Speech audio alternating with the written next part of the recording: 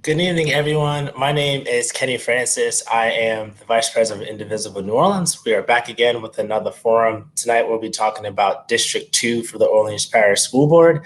If you missed our forum last night with Dr. Patrice Centino, who's running for District 1, you can catch that by going to either our Facebook page, Indivisible NOLA, or on our YouTube page, Indivisible NOLA, and you can see our interview with her yesterday. She's a candidate running for District 1.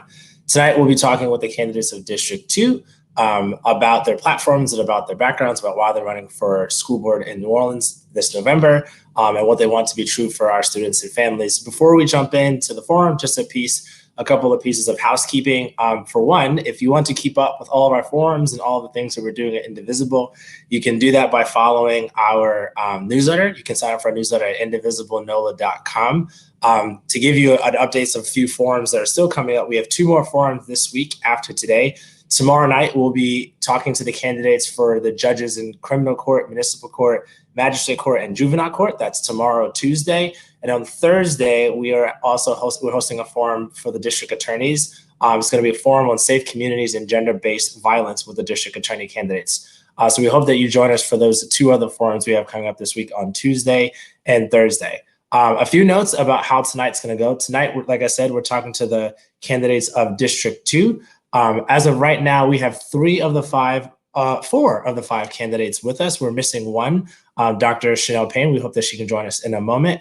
But the way this is going to work, because we have a bunch of candidates today, is that first we're going to start by giving each of them 3 minutes to make a statement. They're going to each get a chance to talk to you directly. I'm going to put them up on the screen individually. When their time is up, I will go on to the next person. After that, we're going to move into the question and answer period for the remaining about 45 minutes that we'll have left of our time. And if you have a question, you can submit it, like the banner says at the bottom of your screen, at slido.com. That's SLIDO.com. And the event code is District 2. If you put your questions in there, I will see them, and I will get to as many of the questions as I can. With a bunch of candidates, it's going to be hard to get a bunch of questions, so I'm going to try to keep us moving as fast as I can while giving y'all some substantive answers. And no matter what you do, make sure you vote. Today was the last day for you to register to vote in person or by mail. You still have a chance to register online until the 13th if you missed the chance today. So please make sure you're registered, and please make sure no matter what you do, you vote on November 3rd. So we're going to start with the first candidate I'm going to add to the stream, Miss Asya Howlette. Hey, Asya, thanks for joining us. Oh, Asya, I can't hear you. Can you? I think you muted yourself. So I did. Yeah, there you go. All right. So I'm going to take myself off the screen, and I'm going to give you the floor, and you got 3 minutes. When you see me pop back in, that'll be your cue that you got about 30 seconds left. Okay, that's great. Thanks. Go ahead. All right. Well, everyone, I'm really excited to be able to talk with each of you today. I'm very grateful for every opportunity because COVID is creating some wild times. And so I really appreciate moments to connect. So I just wanted to tell you about myself. I have been working in schools for the past 10 years since I graduated from Hampton University. I started working in their counseling department, and I interned at a local high school where I ran a lot of the counseling groups, working specifically with teen parents.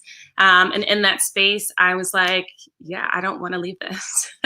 And so I went ahead and I decided to become a teacher full-time. So I've always done secondary math. That's like my sweet spot. Algebra is my go-to. And because I really value the profession of education and our Black and brown children having experts in front of them, I went ahead and got my master's in secondary math from Johns Hopkins. And then I went ahead to start consulting for illustrative mathematics, which is one of our tier 1 curricula, because I really just value direct access to the best development, because again, that's what our kids and our teachers deserve.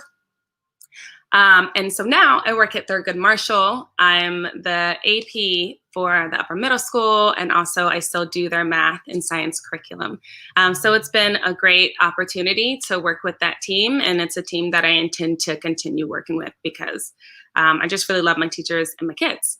But thinking specifically about why I'm running for school board, it really comes down to we need to have leadership that knows education theory, but also knows the practice of education. And so we recognize when you're in a school building that there are so many factors that influence a child's ability to get the education that they deserve. And as those adults, I think it's really important that we position ourselves to start getting rid of some of those barriers, because our kids truly deserve equitable access to education. And so one thing that I'm thinking out in particular that came to mind, one of the jobs of OPSB is holding the superintendent accountable and executing a high quality school system. And so I was listening to the OPSB meeting the other day, and they were talking about closing schools and like they were talking about the evaluation of schools. And at no point did I hear questions that really got to the meat of how schools operate. So we had a few schools that said that they adopted Tier 1 curricula. But if you work in a school, you also know that the development of that Tier 1 curricula and the implementation is important. And so we need people who understand all of those factors to be, really in the mix of making decisions that are going to impact our kids and our Black and Brown communities long term. So. Thank you for that, Asia. And thank you for taking the cue that I was back, that your time is about to run out. That's what look, I've been Look, I am not Chris Wallace. I will mute you. Thank you for that, Asia. Next, we're going to have Dr. Eric Jones, who's going to jump on here. So I'm going to put you back in the studio, Asia, and we'll have you back in a little bit for the question and answer portion. Dr. Jones, thank you for joining us. Thank you for having me. I'm very excited. Not so much familiar with the Zoom. I mean, I've done so many Zooms I think all of us are just Zoomed out, or virtual out, But I want to take this opportunity to humbly thank you and your organization for hosting this and getting it out to the public in the best logistical way you possibly can. Again, thank you. I'm going to give you 3 minutes. I'm going to take a step. I'm going to step out. Okay. Well, I want to thank you again and thank your organization. Also want to just share a little bit about myself. I am Dr. Eric Jones. I'm a lifelong educator. I'm a lifelong resident of the city of New Orleans, born and raised, public educator, been in the school system for quite some time. I'm just excited about what the school district has done for me, and I'm definitely committed to wanting to give back. I've been in education for such a long time. I started out as a para, particularly a volunteer, then as a para, then a teacher, and then administrator. I've worked in all levels. I'm very experienced with what goes on in the schools. I've advocated at the board level for the communities and neighborhoods as relates to what's going on. Been engaged in both traditional and non-traditional policies and movements in this city.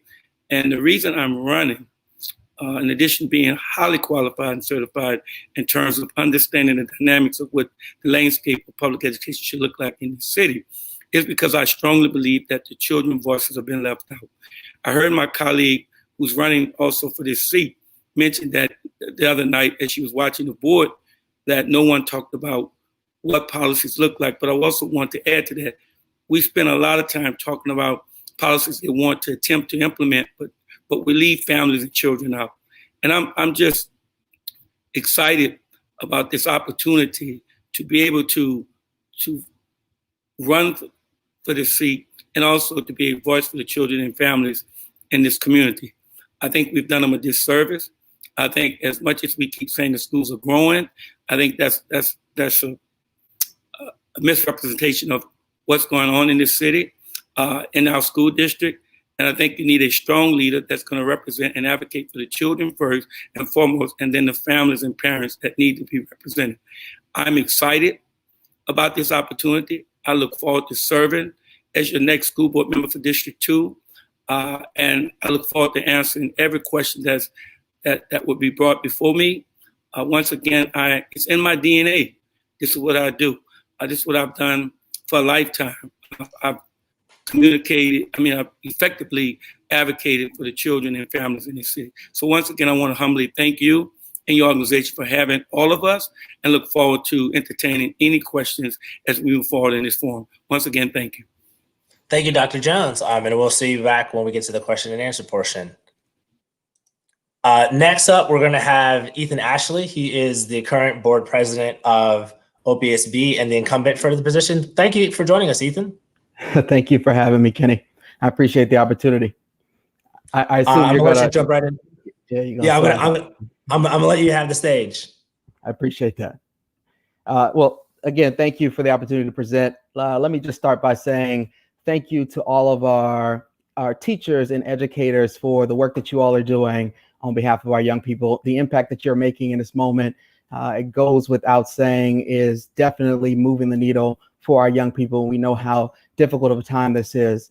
Now, look, for you all who don't know me, I'll say that I was raised by public school educators. My mother was a teacher. My grandmother was a teacher. I went to public schools myself before graduating high school at the age of 16. And then I went off to college where I went to Howard University, where a certain VP candidate also went to school. Very proud of being a Bison. And then I went off to Howard University School of Law. And after graduating from Howard University School of Law, I came down and started doing work locally around criminal justice and criminal justice reform. And what I'll say in this moment is that my work working with young people who found themselves on the wrong side of the criminal justice system is what actually got me excited about running for the position for school board 4 years ago. And now serving as the board president of the Orleans Parish School Board and being a parent to a current public school student, I'm keenly aware of the challenges that our students and our families are facing. And for the past 4 years, I'll tell you, I tried to lead the charge to increase high quality schools like Audubon at Gentilly Terrace. Tried to lead the charge for more services and programming like our Career Center, and policies focused on equity, like my proposed and successfully passed historically racial equity audit. Beyond the work of the board, I want to let you guys know I also gave back to the community. I started a District 2 Legacy Scholarship and currently have about 5 scholars at various colleges from Stanford to Emory to Tulane, LSU, and I also started a community council to hear directly from the members of District 2. And while I'm proud of that work, I'm clear that we have more work to do. And over the next 4 years, I plan to help our fragile and under-resourced system not just recover, but sustain from COVID-19. I want to implement our racial equity audit that I had the opportunity to pass. And I want to continue to provide students and families with more high-quality school options and programming. Now, thank you for the opportunity to share today, and I look forward to answering all your questions on this evening. Thanks, Ethan. You are right on time. Appreciate you. All right, next, I'm gonna put you back in the studio, and next we'll have Dr. Payne. So next up, we have Dr. Chanel Payne. Thank you for joining us, Doc. Thank you. And I'm going to start your 3 minutes and let you have the floor to yourself. Okay. I am Dr. Chanel Payne, candidate for Orleans Parish School Board District 2. I am a parent, educator, veteran of the United States Air Force National Guard, business owner, through which I have assisted more than 200 children academically, and a community servant. And above that, I am the single candidate in this race that grew up and was educated from kindergarten to college in District 2. I graduated from Marion Abramson Senior High School and Southern University at New Orleans. I received my master's and doctorate degrees from Texas Southern, and my experience as an educator spans for more than 15 years as a teacher, a literacy specialist, an instructional coach, a master teacher, an assistant principal, and an education consultant. I am running because our board is in need of strong and competent leadership. I am confident that my connections to parents, students, and educators will enable me to work closely and effectively with all stakeholders in District 2 and beyond. Even more importantly, as a product of District 2, I am entirely aware of the needs of the students, parents, and educators of District 2 because I have served as a student, I have served as a parent and educator, and their needs were my needs. Again, I am Dr. Chanel Payne, candidate for Orleans Parish School Board, District 2. Thank you, Dr. Payne. I'm going to put you back in the studio, and we're going to bring in, last but not least, Dr. Lockett. All right, and our last but not least, we have Dr. Aldine Lockett. Thank you for joining us, Dr. Lockett. I think you're still muted. You got to unmute yourself. I said, good there evening. You go. Yes. All right, good evening. I'm going to let you have the floor. I'm proud to be a part of this this community and these candidates. My name is Dr. Aldine Lockett. I am running for Orleans Parish School Board, District 2. I am a career highly qualified and certified educational professional with 28 years experience in education. I have a doctorate in educational administration. I have a master's in educational administration and a bachelor's degree in business administration and education. I'm a certified principal and teacher, and I've worked in every job within schools to help schools improve, and with every job in the facet of education. As an educator, I've worked as a teacher, a staff developer, a master teacher, a reading interventionist, a literacy facilitator, assistant principal, and dean of students. I am a strong advocate in consistently providing optimal educational programs and experiences for all students. This intense commitment is grounded in my foundational belief that being provided a proper education and having optimal educational opportunities helps to enrich the lives of students and helps to prepare them to live in society. So that is my motivation for running for a school board. The task of monitoring educational programs and missions requires having a board, or at least a person on the board, that knows how schools should be run and knows how to determine if students are being provided the optimal educational experiences or being shuffled over or being passed behind in the process. We at a junction right now where we need to have people on the board that are stellar advocates for children's abilities and children's progress. Right now, we need to have persons that can look out for these children, and I am the candidate that is running because that's my mission, to make sure that the children in New Orleans are provided the proper education and they have their rights. I'm going to be a champion for their rights. So I look forward to your support. I'm candidate 123 for Orleans Parish School Board, District 2. Thank you, Dr. Lockett.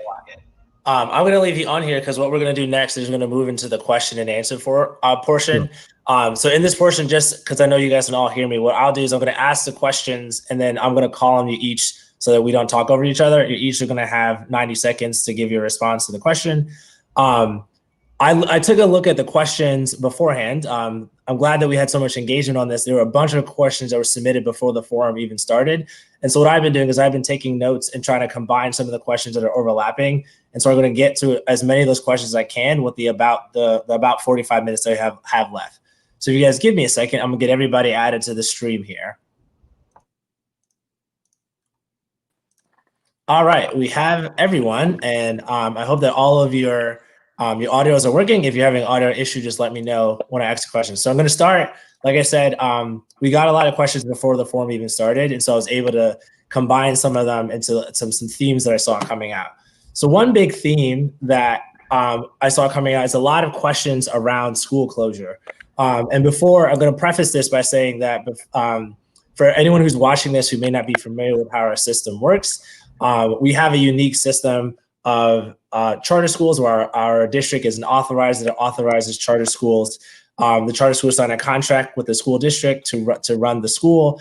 And then one of the things that can happen if a school does not meet the expectations set out by the school board is that the school can be closed, which can look like a couple of things. And I think it's safe to say that this idea of school closure for an underperforming school has been something that has created a diversity of opinions and feelings about that in our community. And I would love, and based upon a number of questions we got about this, I would love to hear each of your individual thoughts on school closure, whether you think it's a good idea, whether the current system we have of how schools open and close is working, or what you would change about that.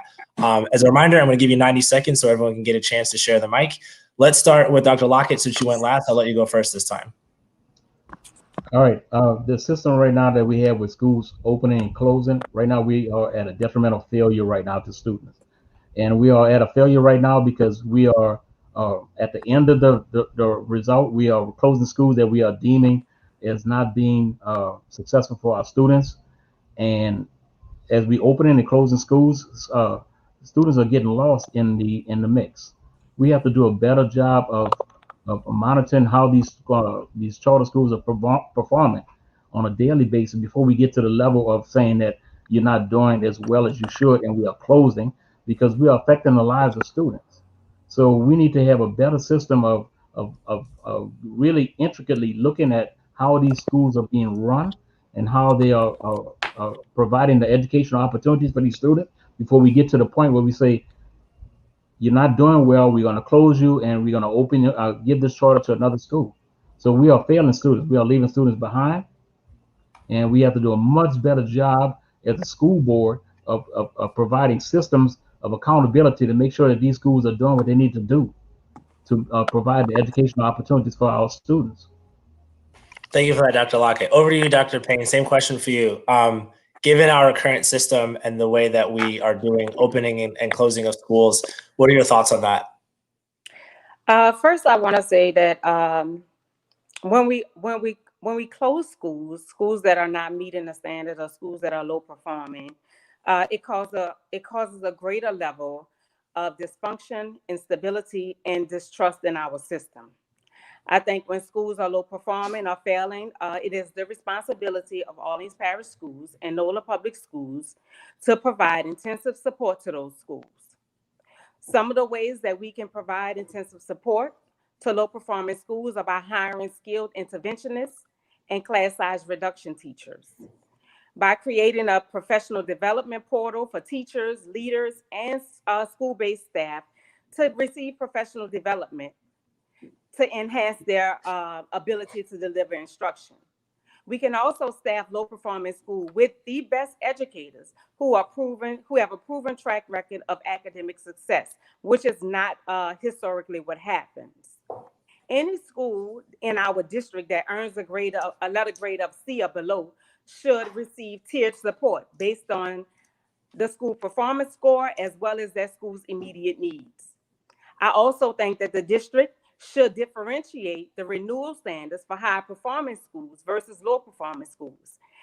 As a teacher, as a professor, as an assistant professor, I've had the opportunity to not only work in, but to visit a number of schools in and around the city.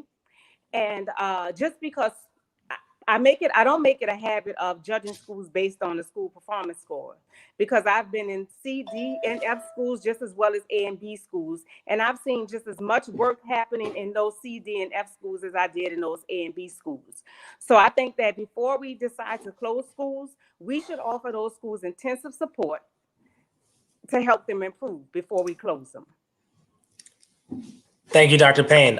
Ethan, I'm going to go with you next. What are your thoughts on the conversations about school closure and whether our current system, the way that we decide on whether schools should close or not, is working? Well, I think it's a critical conversation that we need to be having. I mean, I think many of us are very clear that our system is based off of our evaluation system with our schools is very much so based off of metrics relative to what our schools in terms of data, what they can hit. And if they don't hit those metrics, I think you articulated very well, Kenny, what happens. And I think what I would say in this moment is that we in this moment, I think even our superintendent has tried to and is doing more around stopping school closures and really figuring out ways to do school transformations where you don't have in the same way closures of schools and moving of students. We really want to make sure it's as smooth as if an administration is not meeting the needs for young people, just like in the traditional system, you would get rid of that principal and you'd bring a new leader in and you'd want them to be able to run that school and run it well. And I think that's exactly what we're seeing more of. But what I'll tell you is, school transformation and should be an option. But this board has also made a commitment to figuring out how we can support schools who find themselves struggling academically. And we've done that with this creation of this innovation school zone work, and looking forward to being able to really roll that out with community, with our educators, because like candidates have said, I think it's very important for us to be able to support our schools, our teachers, our young people who are doing the hard and heavy work. And I think that's the right answer in this moment. Thank you, Ethan. Over to you, Asia. Same question for you. Well, America is a racist institution, and the closures of schools reflects that, because it's our Black and brown schools that are consistently being shut down.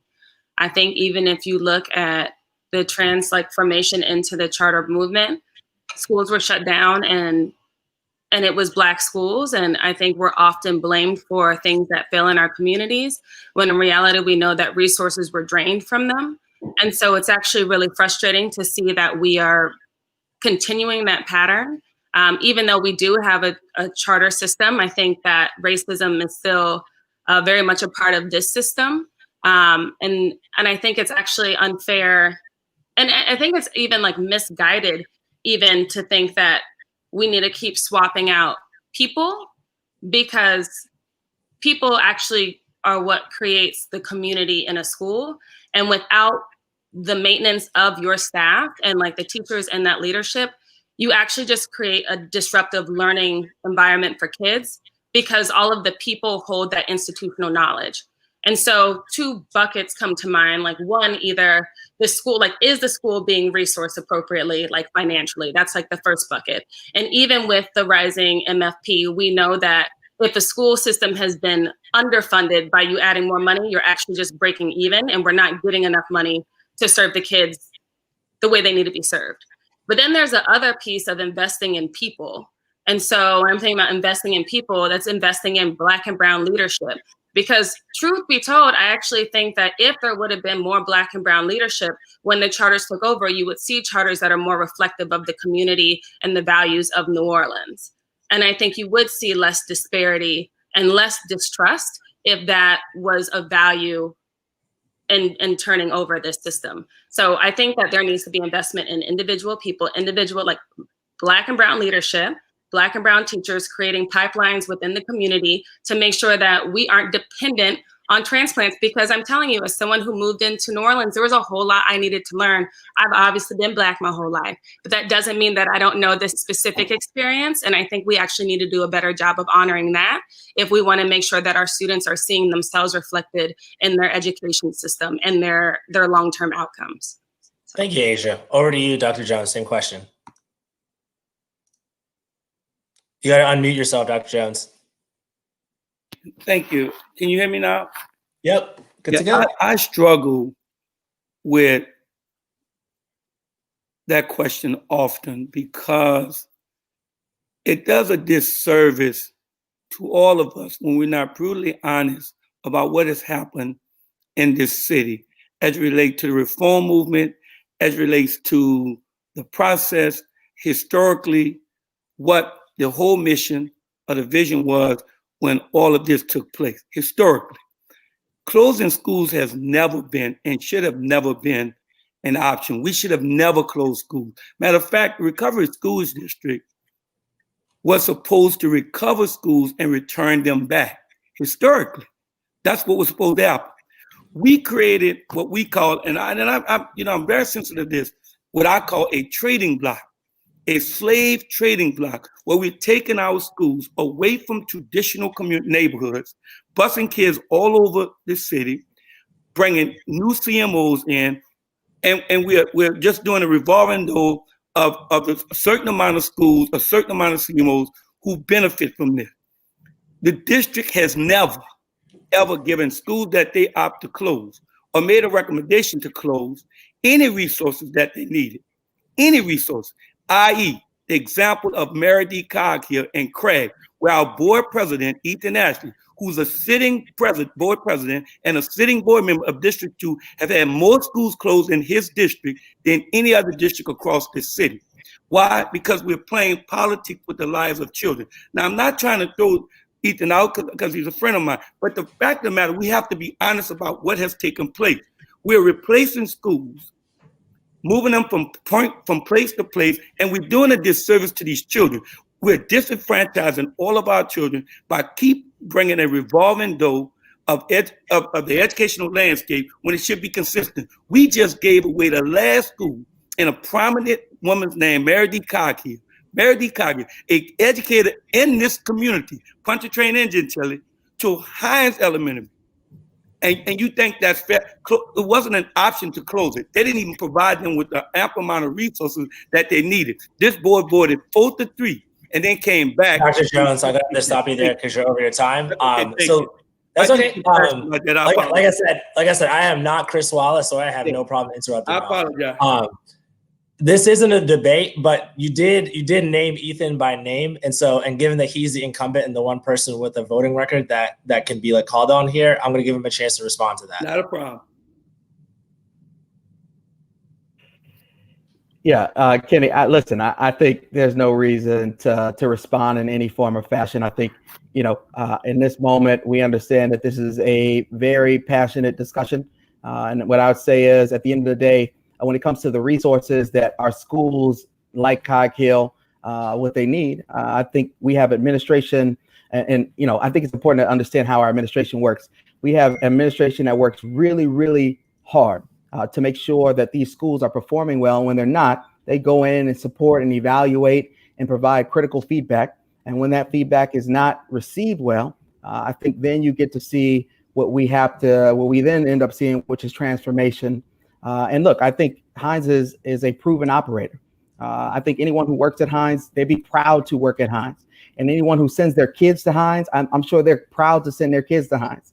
And so for a school in a community like Pontchartrain Park to receive a highly rated charter management organization to run a school in that district, I think it makes sense, and those kids deserve it, and those families deserve it. Thank you, Ethan. Okay, so I'm going to switch gears here. So another question that I got submitted a bunch of times was a question around teachers, and specifically this conversation around teachers' ability to organize and unionize. So for one, I'm going to fact check here and say a couple things. One, legally, it is possible for teachers to organize and unionize with the charters that they work with. Given the current legal structure of our system, it wouldn't actually make sense for the district to collectively bargain with a centralized union, because the district doesn't have that power, because they don't have they don't have control over the individual staffs at schools. So rather than asking y'all whether you support teachers being unionized, because as a district board member you wouldn't be able to sign an agreement anyway, I want to ask a different question. As a person who taught in this district, I will say from personal experience that we currently have a culture in this city where teachers organizing their labor is, to put it nicely, discouraged, and to put it the way that some other folks put it, there's a lot of pushback and a lot of blowback that teachers can get from trying to organize. So as a board member, for one, as a board member, how are you going to ensure that teachers are able to exercise their legal right to organize without any sort of retaliation? And what specifically would you do, given that you can't do something as simple as saying, we as a district is going to sign a contract with the teacher union, because that wouldn't work in our system. So how are you going to support teachers and their right to organize? For this one, I'm going to start with Ajo. So I don't see any issue with unions or collective bargaining, because I feel like they come out of people working in situations that aren't taking care of them, right? Like as a Black woman, I'm never going to be like, oh yeah, you're not being taken care of, don't do anything about it. Like, I just don't think that makes sense. I personally have not, like in the school I work in, it's not, something that's necessarily been brought to the table for me, but I don't see any issue with anyone taking care of themselves. Like, I feel like if our city, if our school board or whoever else didn't want them to exist, then we just need to do a better job of taking care of people. Like, I don't have, like I said, I have no issue with it personally. Kenny, could you give me the question again? Yeah, to make sure so the question specifically is, given that our board, given the current legal setup, can't just do something like sign a contract with a teacher union, how are you as a board member going to make sure that teachers are able to exercise their legal right to organize, if they so choose, without fear of any sort of negative outcomes coming from their organization? How are you going to hold schools accountable? I think part of like the organizing and the striking is that it's okay for there to be discontent. Like if you're doing that, that means something's already wrong. So, I mean, we have such high teacher turnover that we actually don't have enough people to replace the teachers, quiet as it seems to be kept.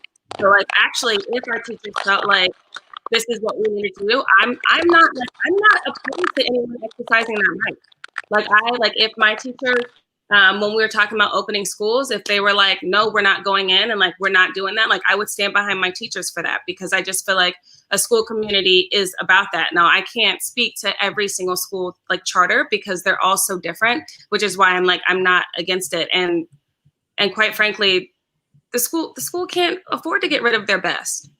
Like we're already struggling to stay afloat. So like if your best teacher is striking, then I think it actually means that you need to start listening, like at a school level. So thank you, Adrian. I'm gonna stop you there. Over to you, Dr. Lockett. How do you respond to this question of how are you going to support teachers and ensure that they have the right to organize if that's what they so choose? I think as a board, I mean, the board has to put something in place where teachers have a voice. Teachers don't have a voice anymore since they don't have a collective bargaining agreement with the union. And part of the reason why we're losing teachers right now is because teachers are not appreciated for the job that they do, and they don't have a voice in the educational programs at their schools. All right, it's just actually discouraged in most charter school organizations. I think as a board, some kind of way we have to put something in place where we encourage communication amongst all educators in all schools in our charter school management organizations. All right, because teachers right now don't have a voice. They feel like they are censored, and they feel like they don't have any say so in what they are doing and what's going on within their schools. And that's why we're losing teachers and we have low job satisfaction right now. So I think as a board, we have to put something together where we encourage communication amongst all educators in New Orleans, no matter what charter school that you work within, so that we can have this teacher voice, this collective teacher voice, and we can encourage the teachers to communicate. Thank you, Dr. Lockett. Over to you, Dr. Payne. Same question for you. Sorry that you got kicked off the stream before. Glad that you're back. How would you as a board member ensure that teachers are able to exercise their right to organize if they so choose? You're muted, Dr. Payne.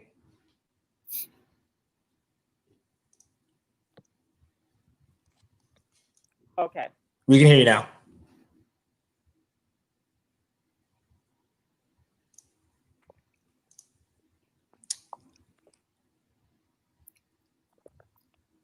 Okay, so let me just say first that the union assisted me greatly in my development as a new teacher. They provided professional development opportunities. They provided legal advice. They provided assistance to us after Hurricane Katrina. But what I think the real issue is that we cannot lead by intimidation. Open and honest communication is the key to any successful organization. So as a school board member, my goal is to create a district advisory committee. And that district advisory committee would consist of educators from District 2. And those educators would have the opportunity to meet not only with myself, but with other educators to collaborate, to research resources for themselves and for their schools, to improve student outcomes. So I am definitely a proponent for unions. I encourage specifically all new teachers and younger teachers to join the union. The union was a part of me becoming the teacher or the educator that I am today. Thank you, Dr. Payne. Over to you, Ethan. How do you respond to this question about unions and what would you, as a board member, what can you do to help ensure that teachers have their legal right to organize if they so choose? Thank you. That's a great question. And let me start by saying my grandmother was a part of the union as a teacher. My mother-in-law was a part of the union as a teacher, and very, very proud of the work that those who are part of the union, the work that they're doing to support teachers. It's a big deal. And look, as a school board member, I think it's critical about the authorities that we can and can't do, particularly in our system.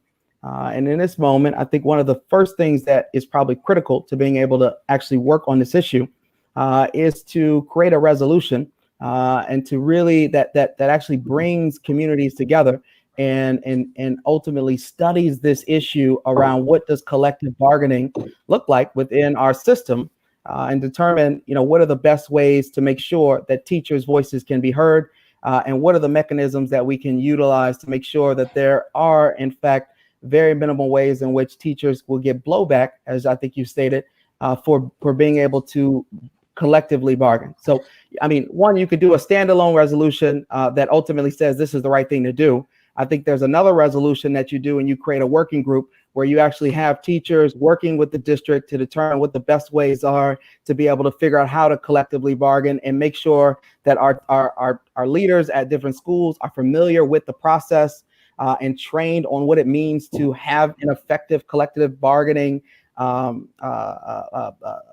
place in state within the schools. And so I definitely think that is the first step. And I think being able to hear directly from teachers and work collectively with the district will get us to a place where we can see more teachers being and feeling supported about taking advantage of and being and doing work around collective bargaining. Obviously, Cog Hill was one of the schools that is definitely had a collective bargaining agreement, and I was very proud of that truth, being a District 2 representative and having a school that very much so had a collective bargaining agreement. My children's school have a collective bargaining in Morris Jeff, so very, very familiar, understand the process. I definitely think that that's the right way to go. Thank you, Ethan. And over to you, Dr. Jones. Same question. I agree with all of my colleagues as it relates to this idea of creating a space for teachers to be able to have a voice, a significant voice, as it relates to the internal issues that they face every day going into the school building. I think that we discount or sometimes even to some point ignore the injustices that strongly take place among teachers who give their very best every single day they walk into the school building. So I think creating a space that is transparent, very open and honest, removing all of the politics that are attached to it, putting them in an environment that is non-threatening, an environment that is very conducive and very collective and collaborative, making sure that the climate that they're teaching in and an environment that they're working in are very safe in terms of them, in terms of their workspace. And I definitely, even as a union member, I was a member a long time ago when I was in the classroom. I do believe that, but I also want to add this: when we talk about giving teachers voices too, I definitely do not want to discount that families and children should also have an equitable voice when we're making the decision about a collective space for both families, children, parents, and teachers to collectively work together. So I think we need to create that space or that table so that everyone, equitably have a collective, inclusive contribution to making sure that these teachers have voices and parents and families and children. Thank you, Dr. Jones. I'm going to have to stop you there. All right, on to our next question. So talking a little bit about students, we got a couple of questions specifically about students with exceptionalities as well as ELL students. So again, to give some context here, to be frank, the state of special education in New Orleans hasn't been good for a while. We have, as a parish, been under a consent decree related to our special education services for quite some time.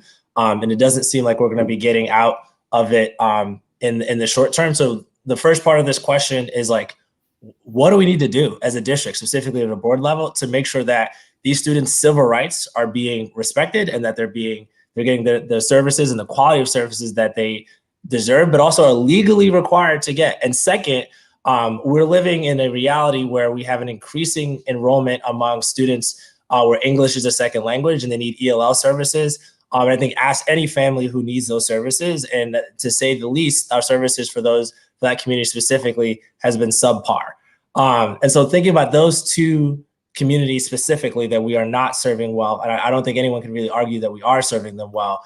What are you going to do as a board member to ensure that students with special education services and that students that qualify for ELL services are getting the services that they deserve and at the quality level they deserve? You haven't gone first yet, so Ethan, I'm gonna let you go first in this one.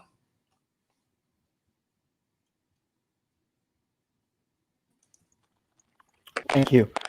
So I think the first thing as a district, and probably the most critical thing, is resources. Many of us will acknowledge that our system and our system's response to making sure that, hold on one second. Dr. Payne, I think your mic might be on, or someone else's mic sorry, is on. one second. I can hear feedback.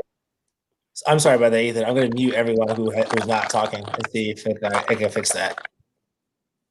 All right. Sorry, Ethan. Go ahead. Start over. No, it's all right. So I think resources is definitely the first answer. We got to figure out a way to be able to scale the work that our schools have done in this moment. So if we talk about what our schools have done collectively, we know, in response to the lawsuit that you're talking about, the consent decree, the SPLC consent decree, that our schools have brought together and worked collectively to, offer specialized programming for students, inclusive of therapeutic and behavior supports. And I think that in itself is important. And our district invests about $1 million annually, but that's not scaled. And we need to make sure, I think, as a district, that we figure out how to get more resources to be able to scale those programs across all of our schools so that we can meet the needs of all of our young people in this moment. And that's going to take some real creative thinking, but beyond creative thinking, because right now we're funding that through the Harris funds that is provided normally by the city council. And in this moment, we're actually trying to figure out what that's going to look like, as the city council is, funding and wanting to fund early childhood. And I think we're struggling to figure out if we're going to receive the funding for these specialized programs, like for our SPED students and our ELL students that we're receiving and we're giving programming monies to. And so as a district, we're going to have to figure out how we're going to be able to resource these things and resource them well. And I think that's the first thing that we're going to have to figure out. Now, look, the district has done work around differentiated funding, which I think is important to be able to get more resources directly into the classroom.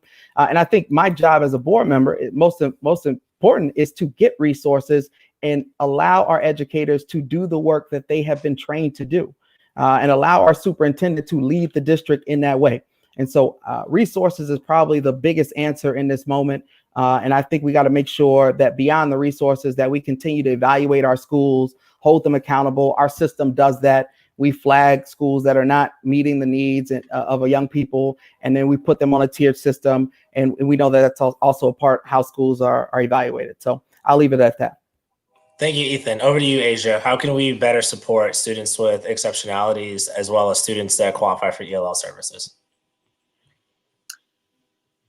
Well, I think resources in the form of money to pay for teachers. So sometimes we just need more bodies. And sometimes we don't. So when we start doing our budgets for the school year, we end up hiring people before we always know what the need is. For a lot of schools, there's open seats if you're a C, D, or F school. And so what ends up happening is you never know what students are gonna, sometimes be enrolled in your school. And so sometimes the schools are not actually resourced with the actual people who would then support students who are in SPED programs. And I also just want to name students who are in SPED, our students are not SPED. And then also making sure that we're taking care of EL students. We can't actually take care of EL students if we don't have people who speak the language, and you don't always know that you need to hire that person until you get into that school year. And so, yeah, there just needs to be funding, but then that's also a teacher retention issue, because if we keep turning over our staff, again, the people who have the institutional knowledge about the demographics or that specific student, then I think that, you know, like that's killing us. I think there's this other piece. God, there's so many pieces.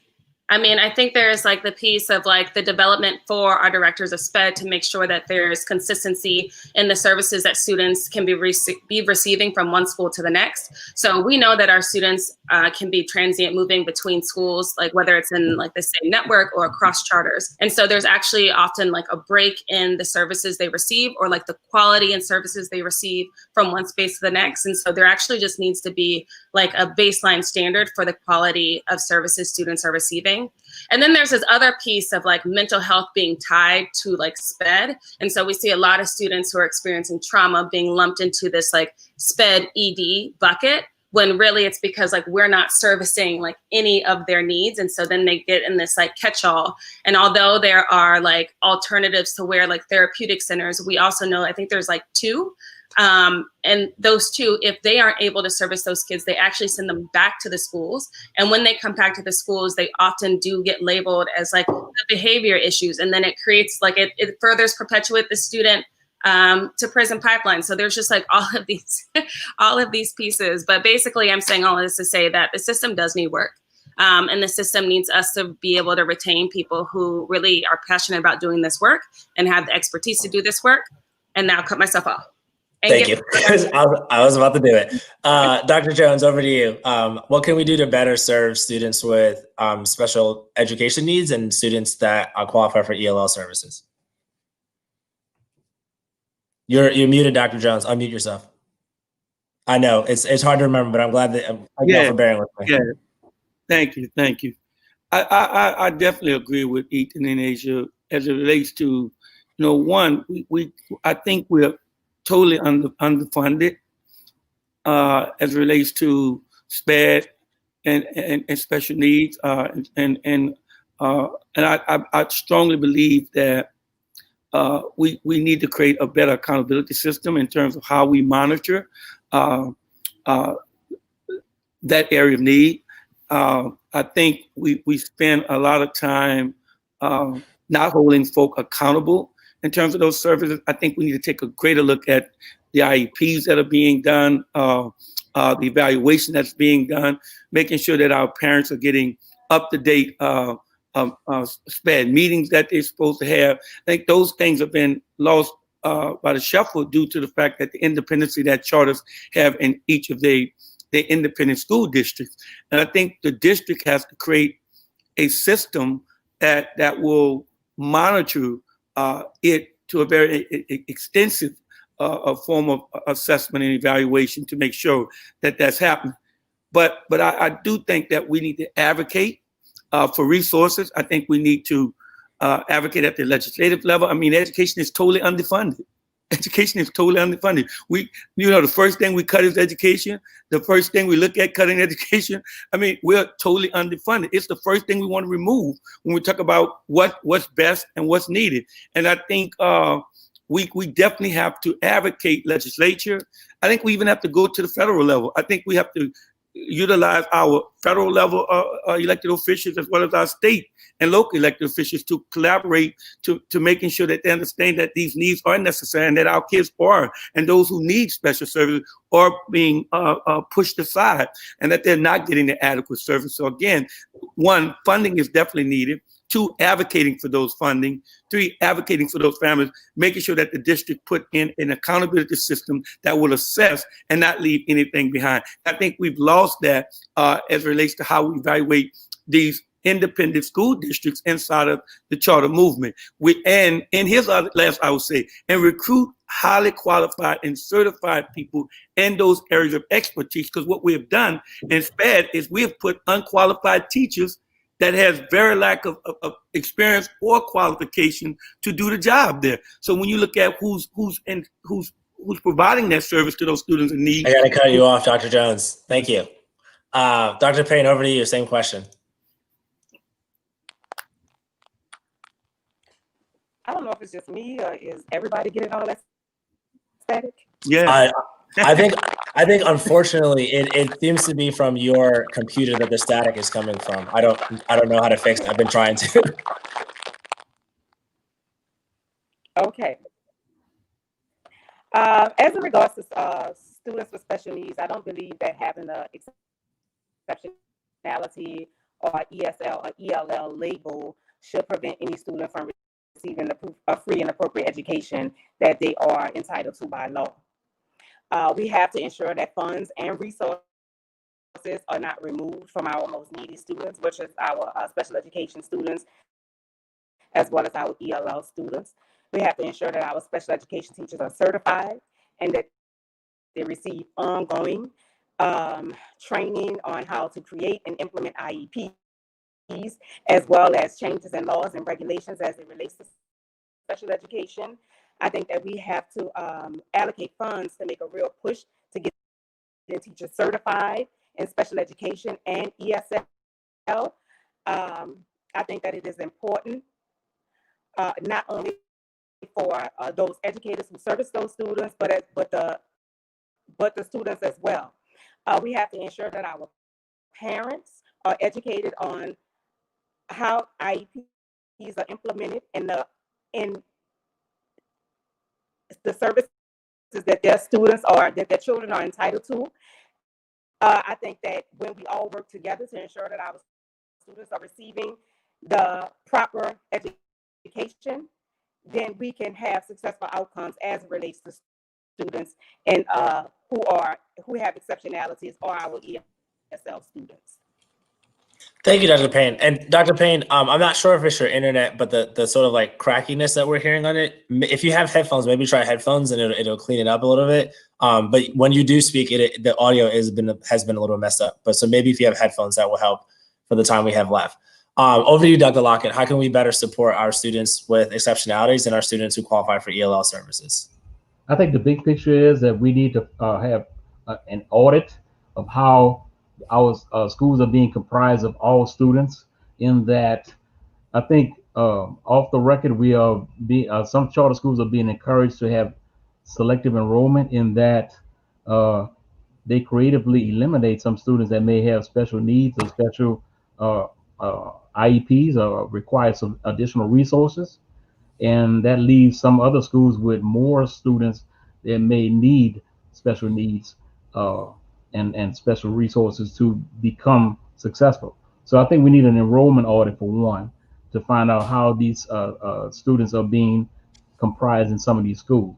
The second thing is with that enrollment audit, we need to find out how many special education students are comprised in some of these schools, and we need to have an audit on how these schools are accommodating the students that they have in their schools that are comprised that have IEPs and special education needs. The only way that we can dole out resources to schools is to find out how these schools are comprised of the special education students and how many additional resources they may need to get these students the things that they need to be successful. In order to do that, we need to have a school board that's consistently monitoring the enrollment policies of these schools and making sure that these schools are meeting the needs of the schools of the students that are enrolled in the schools. I think some of these special education students are creatively being eliminated or asked not to be enrolled in the schools, and they're being left behind. I think that we have to intricately look at some of these schools and look at the special education population and also the population of some of these subgroups that are having some other additional challenges. And we need to make sure that these schools are allocating resources to make sure that these students are getting the needs met within the schools. Thank you, Dr. Lockett. And checking a time check. This is gonna be our last question because I want to stick to the time that I said I would keep y'all folks. I know that you guys are really busy and that you've been on a campaign trail and that takes a lot of your time. So thank y'all for joining tonight and for your time. So the last question, I saved the most contentious for last for y'all. So we got a bunch of questions about Act 91, about whether you would support repealing it. I want to start by first fact checking that and say that as a school board member, you would not be able to take a vote to repeal Act 91. That is a state legislation that would need to be, if repealed, it would have to be done by state legislation. So a question about whether or not the board would repeal Act 91 would be better directed at our state representatives and our state senators, because those are the people who actually get to take a vote on whether a state law like Act 91 would change. I'm going to amend that question to ask something that you would have power over. Thinking about our district, I think that what people who are asking about Act 91 are getting to is this idea of charter schools having autonomy over their operations, or whether that schools should be district run. And so in thinking about that, I would like for our last question for you to respond to where should the control of schools sit if we see a situation like Act 91 is getting changed. Do you think that we should continue our system of having schools be contracted out to charters, or that the school should come back under the direct control of the district? I'm going to start with you, Dr. Jones. That's a great question, but I think it's also a political question. It's a very challenging question to answer. And it's a very unfair question. It's a very unfair question to ask as well. And due to the fact that there's a lot of legislature involved in this, and there's also a lot of technicalities involved in this process. Because we've given all of these charters the autonomy to run their schools, you're looking at a municipality board, which we're running for, and then you also have a board that's been selected or appointed by their CMOs or by an organization. So now you have to figure out how you're going to take those two entities as it relates to the independent board that's appointed by the CMOs or by the organization, and a municipality board that is voted and elected by the people in the city. So I think when I look at all of this dynamic, it's very difficult and very challenging to see whether or not you're going to be able to actually control or change that unless you go to legislature, unless you go and look at in terms of how schools return. The schools are returned back 100% charter, but the schools are returned back 100% charter as the district being the authorizer. And that's what Act 91 did. Act 91 removed the municipality power from elected body and gave them a legislature to follow or to be guided by. And so it's very challenging that if you don't go back and look at 100% of these schools returning back to a traditional school district, that means you're going to remove every local autonomy board that has been appointed by the CMOs or the organization. So I would say to you, I think that's something we have to look at. I think that's something we have to visit, but I also think that we have to look at legislature and see whether or not it's even unconstitutional, because we're the only city in the entire state that functions under Act 91. I think that's illegal. We're talking about this. I don't even know how it happened, but I think it's illegal. And I think we need to investigate that before we talk about how we're going to appeal something. The legislature need to change. Thank you. The one thing I'll say in response to that before I go to Dr. Payne is there are a lot of examples of laws that apply to only specific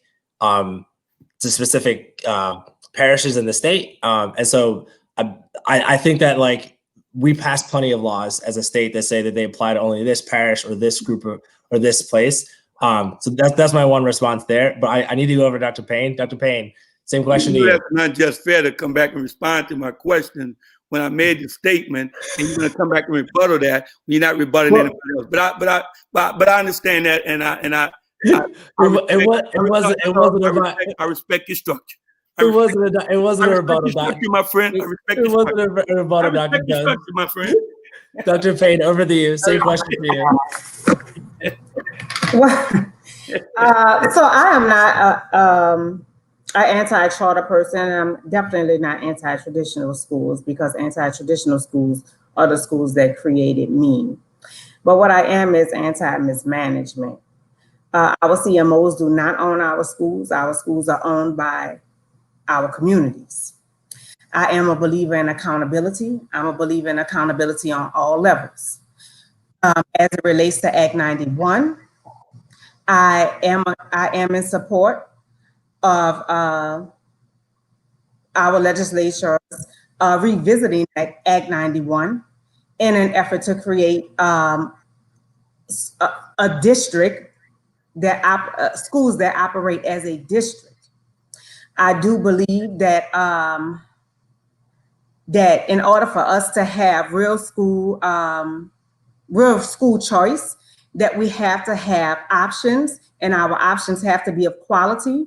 So we can have charter schools, we can have traditionally run schools, we can have home schools, we can have virtual schools for our parents and students who feel like they're technology savvy enough to be independent enough to handle it.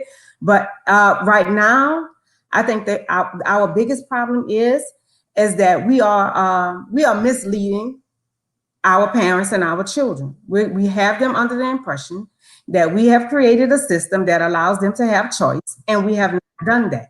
So I am in favor of a repeal of Act 91 in an effort to create a district that actually, in an effort to create schools that actually function as a district and give parents the choices that we promised them when we created this charter school system. Thank you, Dr. Payne. Over to you, Asya. So just to shoot straight, I wouldn't repeal. And I wouldn't because I think the issue is a leadership issue. I don't think it's a type of school issue. I think if the leaders that existed in our school system before were still leaders in the charter system, I think we would see more continuity between the charters and community. I think that because the individual boards of the charter networks are not reflective of Blackness or brownness or Native New Orleanians, I think all of that creates discontinuity between how the schools function and the experiences of our families and students and educators. And so I think when it really comes down to it, I'm thinking a lot about who are we elevating in the positions to like start making decisions on like a network level, and why those people don't reflect more of the city. And so I think at the end of the day, I'm now wondering like, what is the pipeline for people who are going to start taking over CMOs? And let the record show, like I work in a school. If they repealed Act 91 and we went to a traditional system, I worked in a traditional system. I went to a traditional system. I would still say that in America, our systems are racist. So we probably still have, hell and back to go through to make sure our kids have an equitable system. And I will be here for that fight too. But as is, I really think it comes down to having leadership that reflects the values and the people of a community, and making sure that they're not elevated just by title, but like that they do get paid appropriately and that they do get resourced appropriately, and all of those pieces. Thank you, Asya. Dr. Lockett, over to you. Yeah, I never believed in Act 91.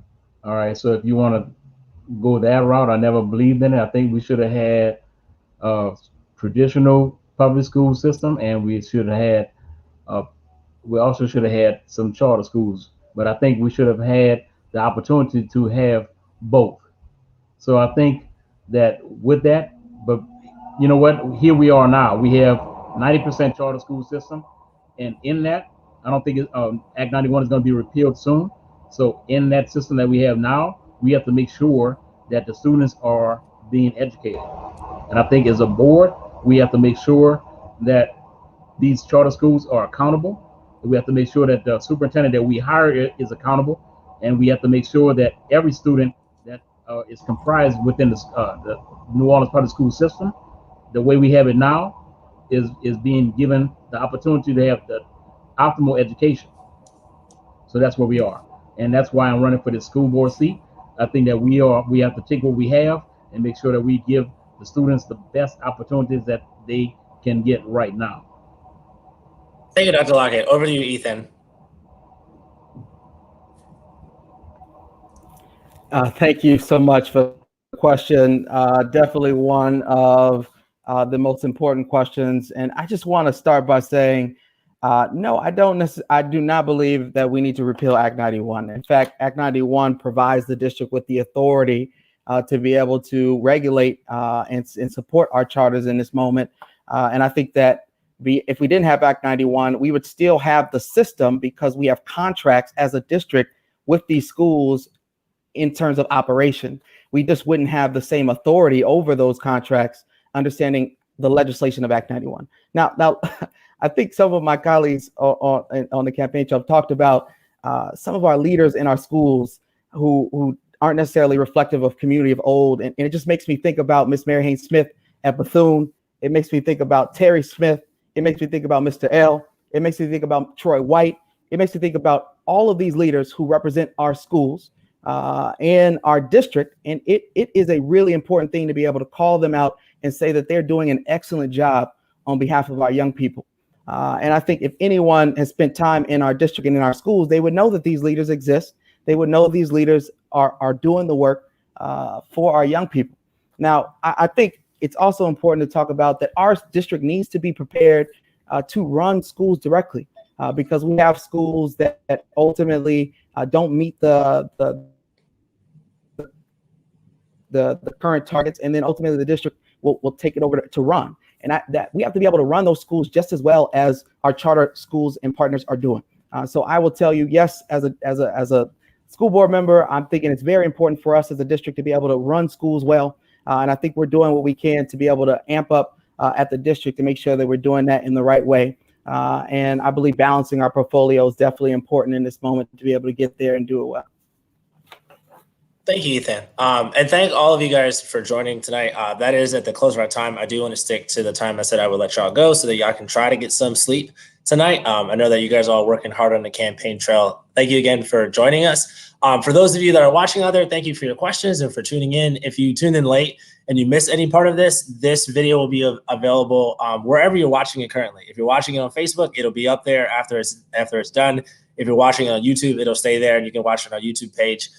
Tomorrow, we'll be right back at it with another forum. Tomorrow, we're having a forum with the candidates running for all of the different judgeships that are up for election. This is the point where I remind you that your local elections matter so much more than who wins between Trump and Biden. Trump and Biden is important, but the folks that are running for judgeships and school board, et cetera, in your community are going to impact your life and your family's life much, much more than the president does. So I hope that everyone registers to vote. Today was your last day to register to vote in person. To register in person or by mail. If you're going to register online, you have a couple more days. You have until the 13th to do that. No matter what you do, please vote. Thank y'all all and good night. Have a good one.